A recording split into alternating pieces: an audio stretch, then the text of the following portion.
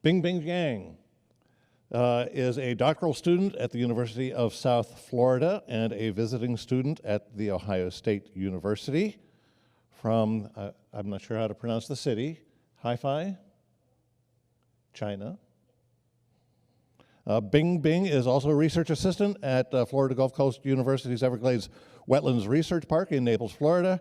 Her current research focuses on wetland biogeochemistry and ecosystem modeling. Please welcome Bing Yang.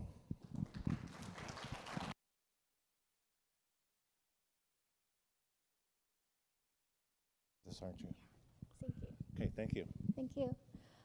Hi, good morning. My name is Bing Jiang. I'm a PhD student at University of South Florida. I've been working on Dr. Mitch's Wetland Culture program for 3 years now. So here is my honor to give you my preliminary results on nutrient retention by one of our wetland culture mesocosm system in the former Great Black Swamp. So I'm going to talk like 3 basic information about this topic. So our location, this one is in the Maumee River watershed. So here's the watershed problem is they contribute a lot of phosphorus and nitrogen into the lake area. And as we all know, this is too elementary to cause harmful algal bloom issues. So and these watersheds, they are not only like give tons of water flushed into the lake area. Also, they contribute like 80% of this nutrient into the lake area. So it make a big issue if we can control this loading rates, nutrients loading rates into the lake area. But the most issue is we have issue to control this non-point pollution because they can be coming from everywhere, come from our 80% of the landscape farmland area, also can be a highway, also can be septic tank leaking. So this is like we are facing this, how to control this big landscape and cannot be using conventional, like just build a wetland, just build a waste treatment system. So this is the background. We want to use wetland to control this big landscape issues. And you already heard about Dr. Mitch talking about what is wetland culture. It is going to be a very long time scale project. So my students, my project will be focused on in the first 3 or 4 years in this 10 years program, how the wetlands going to function. Are they going to provide as good as we thought in the locally restoration project, and also want to give valuable information to help in the future how to manage well this wetland system. So we're using this small minimum simulated wetland system we call physical model, built in 1 square meter surface area of mesocosm wetlands. And we already construct the 3 sites in the 2 different states. And my job is in charge of the 2 sites of Ohio's. Today I'm going to talk about the one we are constructing in 2018, and the results is coming from 2018 and 2019. So this site, all these 3 sites, the physical model is also using the similar hydrological condition design. And the plant species should be recommended using the local native species. And the soil also should be from the local soil. So this is the basic principle we are going to design the physical model. So this is like a simplified wetland system. And we're going to follow the time scale, how the ecosystem is going to change. So our site, the defined site is very unique because we all know it's located in a totally drained Great Black Swamp. The unique of this site is we also, when we restore wetlands, we want to create it as one of the unique soil character is called a hydric soil, because the location is pre-river swamp. That means this area, the soil, will be like seasonally flooded. So this will give a very unique the character of these sites that give a very high potential for you to restore wetland sites here. So our site is going to be, we're going to have different treatment systems with several replication. Here's a front view of our site is we pump water from the nearby ditch into the tank, restored tank, water tanks, and then using gravity to let the water flows to each mesocosm. And each mesocosm is designed as a vertical flow through subsurface wetlands. So we want the water flow through the soil as they can. And then we take samples from this standing pipe. The standing pipe is connected with the bottom of the wetlands.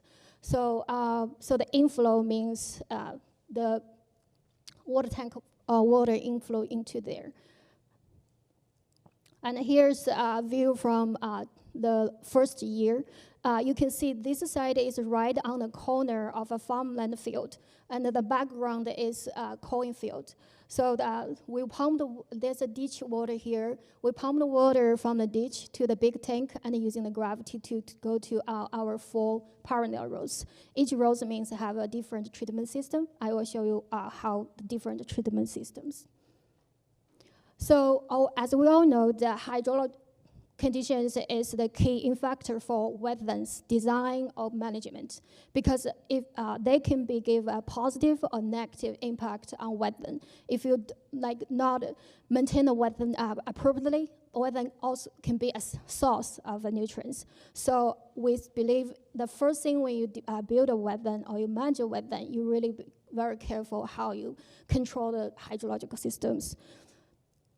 So for our concern, we are the 2 key factors we are come to control is you need to very careful control the water depths and the loading rates. So this is the 2 factors we are going to control only. So here the master part, experiment design. We are this model is based on Dr. Mitch's 20 years at ORW, the Kidney Wetlands, and the Florida sites. They combine the information we want to give these numbers. We believe 10 centimeter deep surface water and with just the saturated soil surface water. And the other is we call high loading rates and lower loading rates. High loading rates means will be higher than the rainfall rates. So this will give us 4 different treatment systems. And you can see if you got 10 centimeters, a little bit surface water level layer in your surface, you will have algae bloom in the surface. And if you don't, the shallow means the water just saturated as the soils. So this is the 2. And also, the other things that we want to explain here is when we design the wetlands, you want to mitigate the local hydrological conditions. That means you want to follow the local growing season plus the wet season. So for Defiance, I use the nearby Maumee River here to show you a little bit difference because of the climate driven in 2018 and 2019, we are having a significant increased amount of water coming into the system. So that because our water is from the runoff of the farmland into the ditch water, and we pump the water from the ditch water, we need to make sure the ditch water has enough water for us to run in the systems. So you can see our hydro period is following this weather season. Normally it started at the end of February and started at the end of February and the end of the early in July. But a little bit difference is the amount of the water. It will be in fact the water level of the ditch water. So last year we have around half foot water in a ditch. And then this year we have 0.7, but the range can be very high. You can see one actually is in July. They also like almost over 1 foot feet in the ditch water. That means we will have plenty of water go to into the Maumee River and eventually go to the Lake Erie. So we are interested to see how this water quality contribution changed also in the ditch water. So I will give you here a couple of photos I took this year. So normally I started the experiments, I come to Florida, drive to Ohio in the end of February. It's frozen, but the ditch water here is already melting. You can see a lot of water already in the side. So this is in the March early. You can see the ditch water is starting flash in there. It's already like a half-foot high in the water in the ditch. And then in the May, when the temperature getting warmer, then the algae bloom already immediately show up in the tile drainage. And every time like in June, we got a huge rain, you can see the algae bloom getting worse in the ditch water. And here's continued in July. The waters, actually the ditch is still have water in there. It's just too shallow for us to pump water there.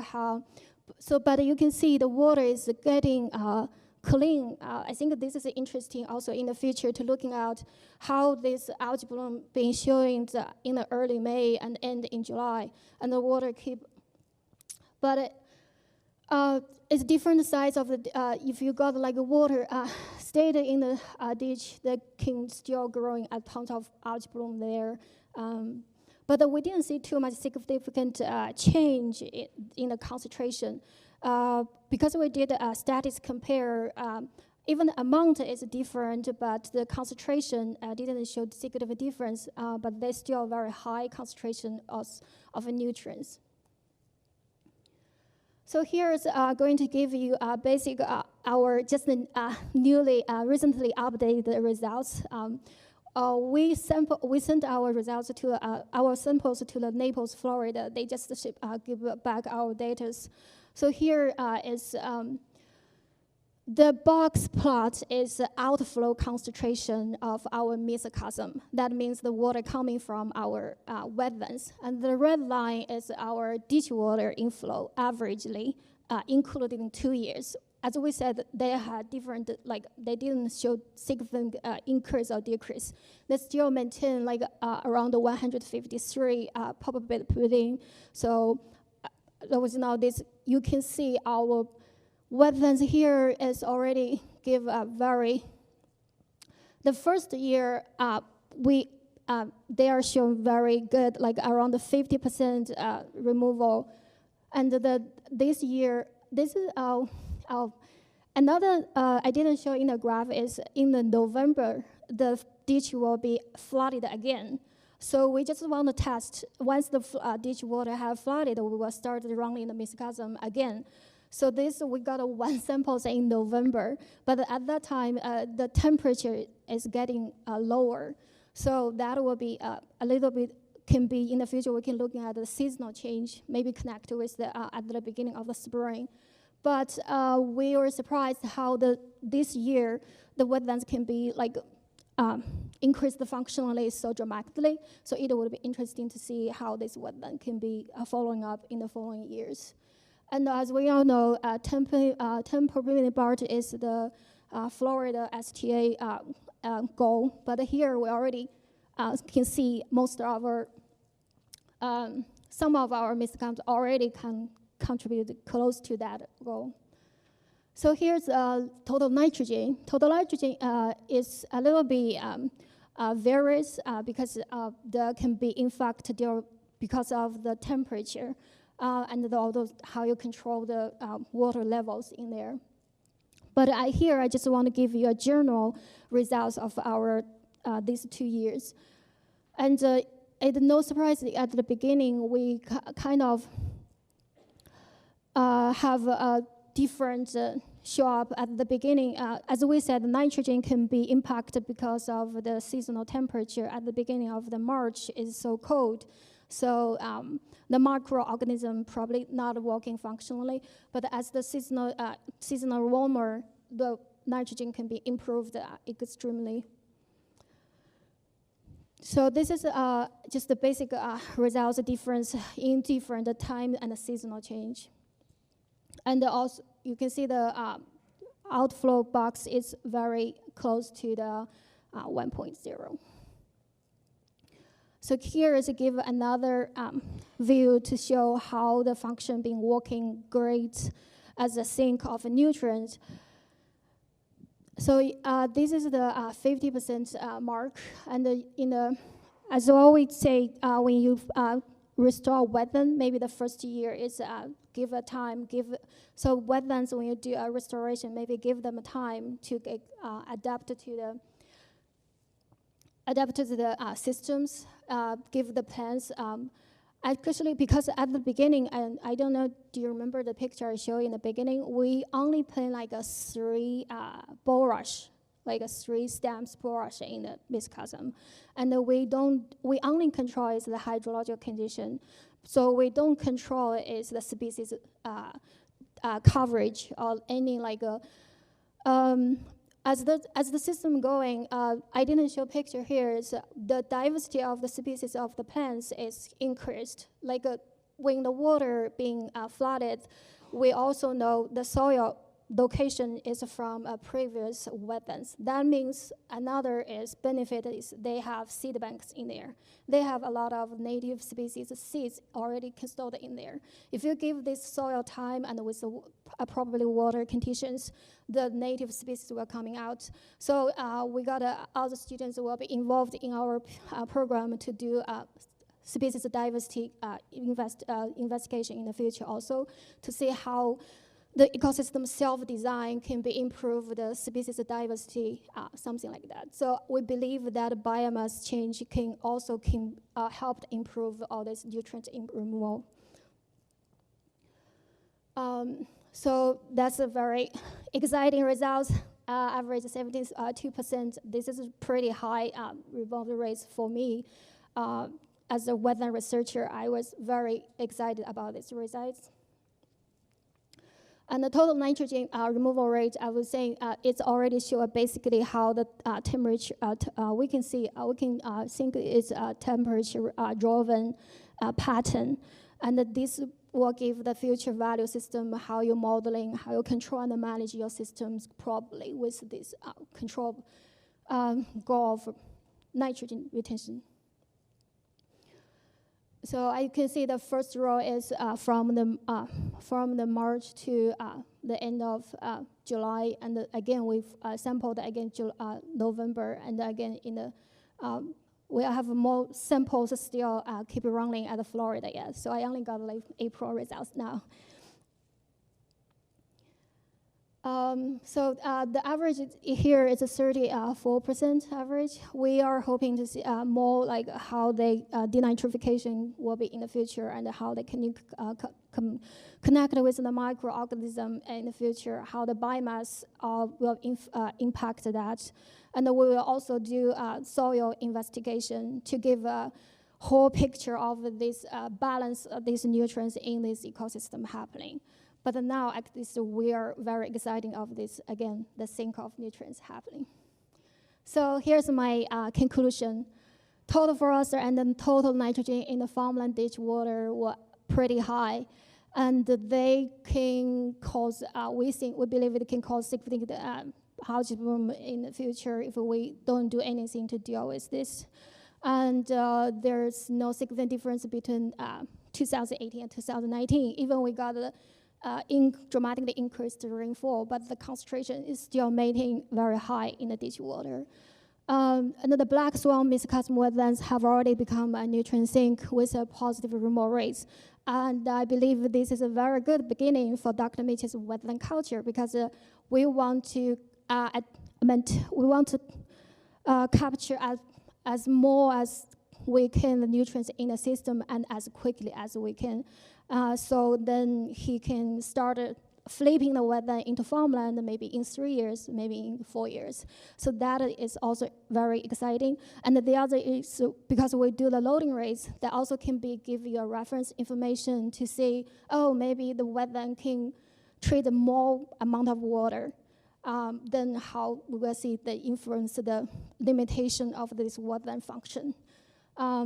So this is my 3 and I'm really excited to continue my future research to do estimated nutrient uptake by vegetation and how the budget will be impacted by the hydrologic conditions and how these results can be provided in the future for the landscape scale design and for the modeling development in this watershed area.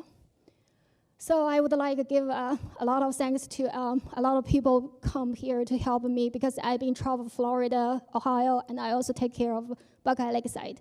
A lot of people I want to thank for, and thank you for my college, and thank you, Dr. Lee. I'm a visiting student at the OSU, and she gave me a lab condition, and the STEAM and wetland function give funding for us to design very convenient hydrological condition systems.